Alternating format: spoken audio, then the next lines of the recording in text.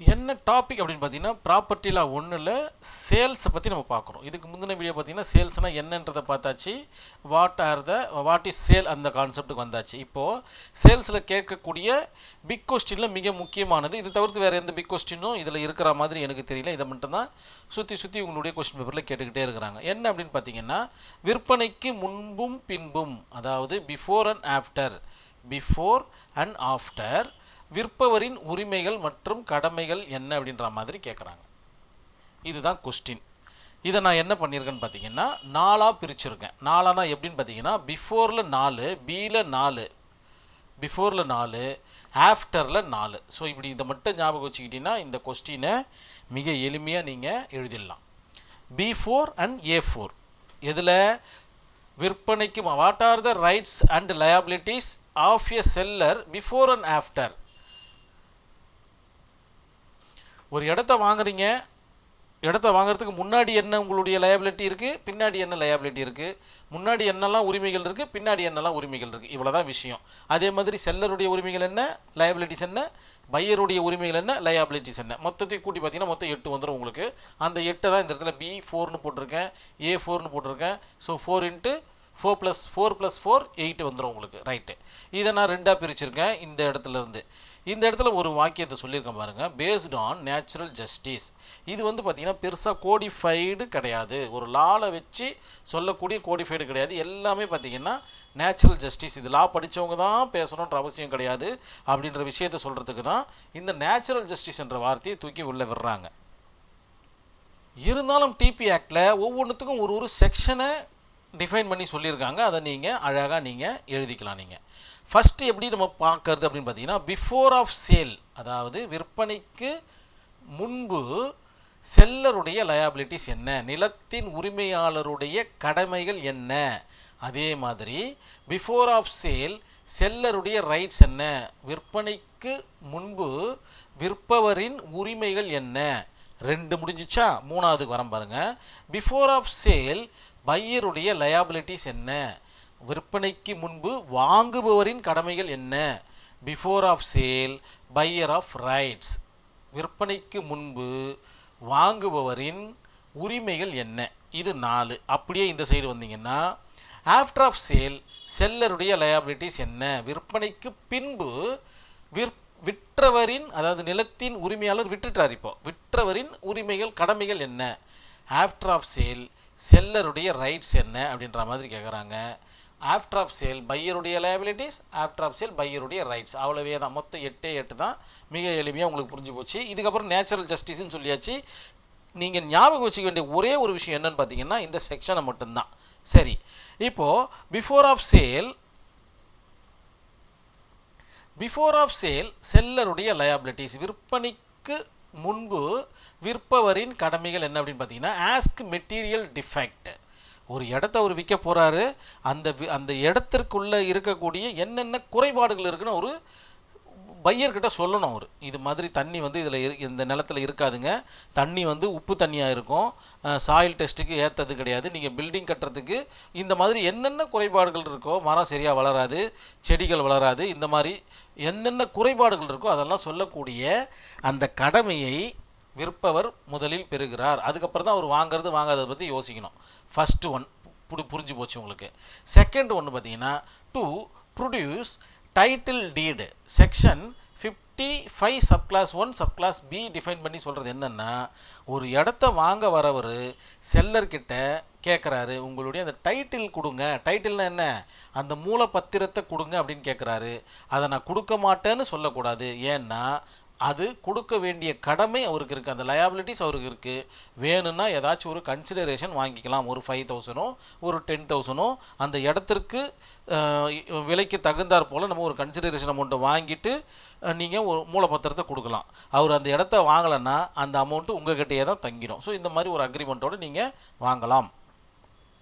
அதன் பிறகு section 55 subclause 1 subclass C என்ன சொல்லுது அப்படின்னு பார்த்தீங்கன்னா கிவ் டைட்டில் டீட் ஆன்சர். இதில் ஏதாச்சும் அவர் கொஸ்டின் கேட்குறாரு, பையர் வந்து கொஸ்டின் கேட்குறாரு, அந்த டைட்டில் டீடை படிக்கிறாரு, அதில் நிறைய பேர் வராங்க, இவங்க வராங்க, அவங்க வராங்க, இன்ஹெரிட்டன்ஸ் ப்ராப்பர்ட்டியாக இருக்குது, இந்த மாதிரி ஏதாச்சும் ஒரு கொஸ்டின்ஸ் கேட்டார்னா அந்த டாக்குமெண்ட்டை வச்சு பதில் சொல்ல வேண்டிய கடமை செல்லருக்கு இருக்குது அப்படின்றத சொல்லிடுறாங்க இந்த இடத்துல.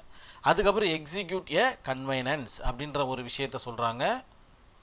இதெல்லாம் முடிஞ்சிச்சுன்னா அந்த டாக்குமெண்ட்டை எக்ஸிக்யூட் பண்ணி தர வேண்டிய கடமை வந்து செல்லருக்கு இருக்குது பிஃபோர் சேலில் அப்படின்ற மாதிரி சொல்கிறாங்க. Section 55 subclause 1 and D define பண்ணி சொல்லுது.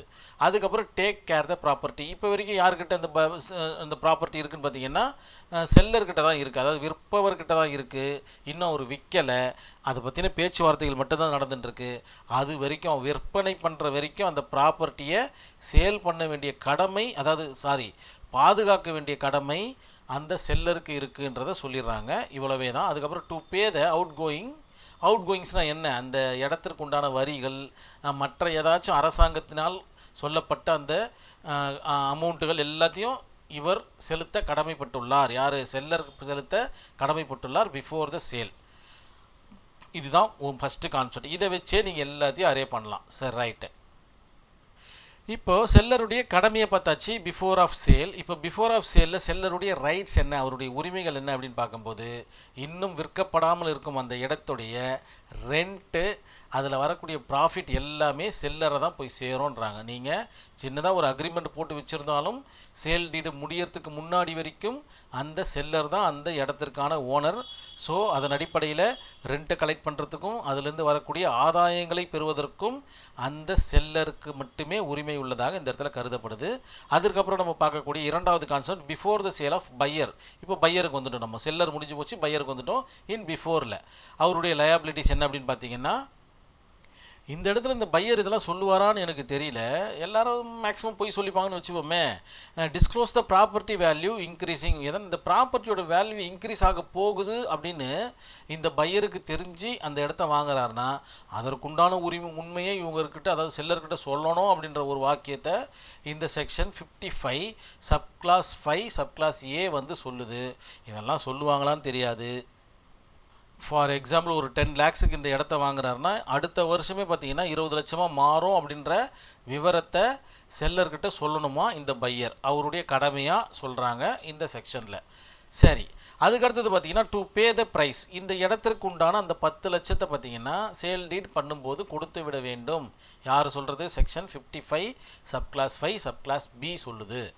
அதற்கப்புறம் பார்த்தீங்கன்னா பிஃபோர் த சேல் பையருடைய ரைட்ஸு, லயபிலிட்டிஸ் பார்த்துட்டீங்க. இப்போ ரைட்ஸை பார்க்குறீங்க. என்ன ரைட்ஸ் அப்படின்னு பார்த்தீங்கன்னா, பிஃபோர் த சேல் பையருடைய ரைட்ஸில் ஒன்று பார்த்தீங்கன்னா ரைட் டு சார்ஜ் ப்ரீபெய்ட் மணி. அதாவது இந்த வாங்குவோருக்காக கொடுக்கப்பட்ட அந்த முன்பணம் இவர் அதுக்கப்புறம் விற்க மாட்டேன் அப்படின்னு சொல்லிட்டாருன்னா அதற்காக இவர் கோர்ட்டுக்கு போயிட்டு சூட் ஃபைல் பண்ணி அந்த இடத்த இவரை விற்கிற அளவுக்கு கொண்டு வரலான்றது தான் செக்ஷன் 55 சப்கிளாஸ் 6 பி டிஃபைன் பண்ணி சொல்கிறது.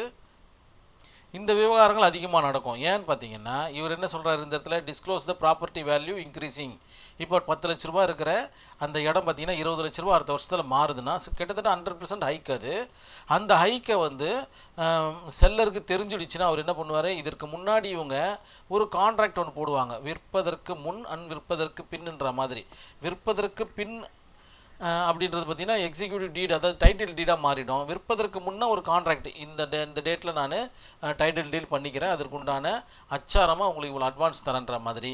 இந்த விவரம் இவருக்கு தெரிஞ்சிச்சுன்னா, இந்த ஹைக்கான விவரம் இவருக்கு தெரிஞ்சுட்டு செல்லர் விற்காமல் இருந்தால் அதுவும் தவறு. அதனால் அதை கோர்ட்டில் அணுகி இல்லைன்னா அந்த ஊர் பெரியவர்களிடம் அணுகி அந்த இடத்த வாங்கி கொள்ளும் உரிமையை இந்த பையர் பெறுகிறார் அப்படின்றது தான் இந்த கான்செப்டுக்கு உண்டான அர்த்தம். சரி, இப்போ பிஃபோர்ன்ற கான்செப்ட் முடிஞ்சிச்சு. B4 completed. அடுத்தது நம்ம A4க்கு வந்துடுறோம். ஏழு அதே மாதிரி 4 ஆஃப்டர் சேல் செல்லருடைய லயபிலிட்டிஸ். இதில் என்ன சொல்கிறாங்க, டு டெலிவர் த பொசிஷன். அந்த பொசிஷனை இவர்கிட்ட கொடுத்துடணும். யார்? வாங்குவோர் பையர்கிட்ட கொடுத்துடணும். அது செல்லருடைய கடமையாக பார்க்கப்படுகிறது. அதுக்கப்புறம் பார்த்திங்கன்னா இம்ப்ளைடு கன்வெர்ட் ஃபார் டைட்டில். வேறு ஏதேனும் உடன்பாடுகள் அந்த இடத்துல இருந்துச்சு, அது எக்ஸ்ப்ரெஸ்ஸாவோ இல்லை இம்ப்ளைடாவோ இருந்துச்சுன்னா அந்த மாதிரியான கான்செப்டையும் அந்த செல்லர் வந்து பையர்கிட்ட ஒப்படைக்க வேண்டிய கடமை அவருக்கு இருக்குது. அதாவது என்ன இங்கே சொல்ல வராங்கன்னா, ஒரு லேண்டை சேல் பண்ணிட்டாங்கன்னா A to Z, ஏலேருந்து Z வரைக்கும் இருக்கக்கூடிய எல்லா உரிமைகளையும் பையர்கிட்ட கொடுத்துடணும். அது பையருடைய அதாவது செல்லருடைய மிக முக்கியமான கடமைகளில் ஒன்று அப்படின்றது தான் இந்த இடத்துல சொல்லக்கூடிய விஷயம்.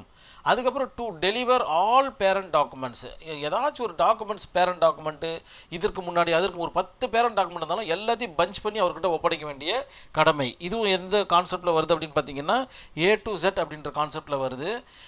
ஏலேருந்து Z வரைக்கும் உள்ள எல்லா மூலங்களையும் கொடுத்து விட வேண்டும்.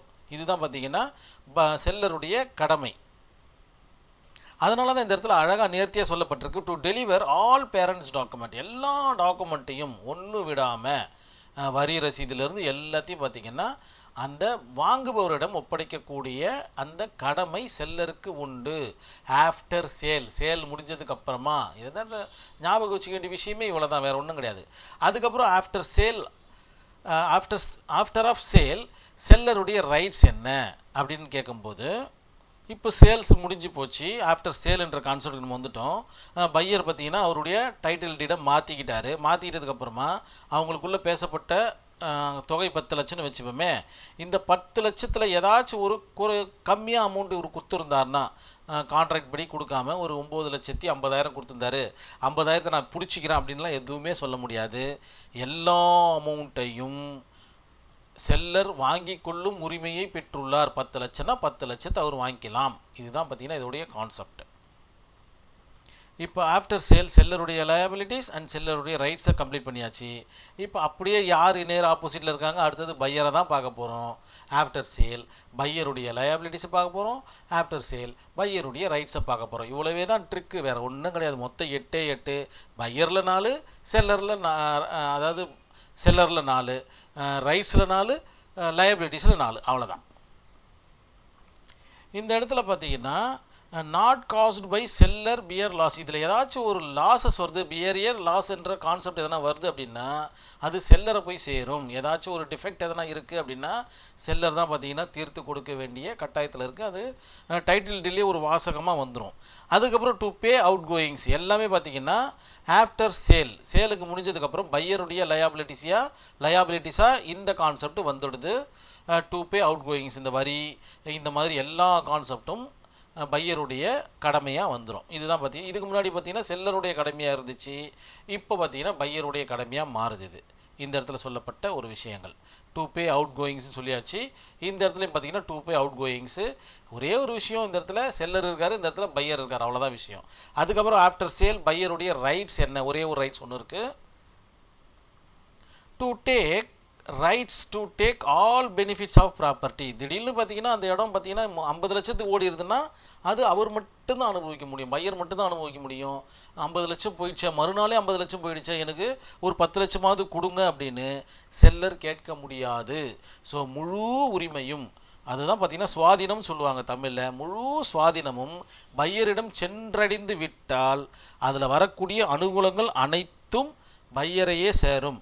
இதில் ஏதாச்சும் டிஃபெக்ட் இருக்குது, ஒரு சில வரிகள் கட்ட வேண்டியது இருக்குது, ஒரு சில வில்லங்கங்கள் இருக்குன்னா அதை முன்னின்று தீர்க்க வேண்டிய பொறுப்பு இந்த செல்லருக்கு இருக்குது அப்படின்றத தான் நம்ம இந்த இடத்துல புரிஞ்சிக்க வேண்டிய விஷயம். இவ்வளோ தான் பார்த்தீங்கன்னா கான்செப்ட். நான் சொல்கிற மாதிரி ஞாபகம் வச்சுக்கிட்டிங்கன்னா இந்த கொஸ்டினுக்கான ஆன்சர் மிக எளிமையாக எழுதலாம். இருக்கக்கூடிய விஷயங்கள் இவ்வளோ தான்.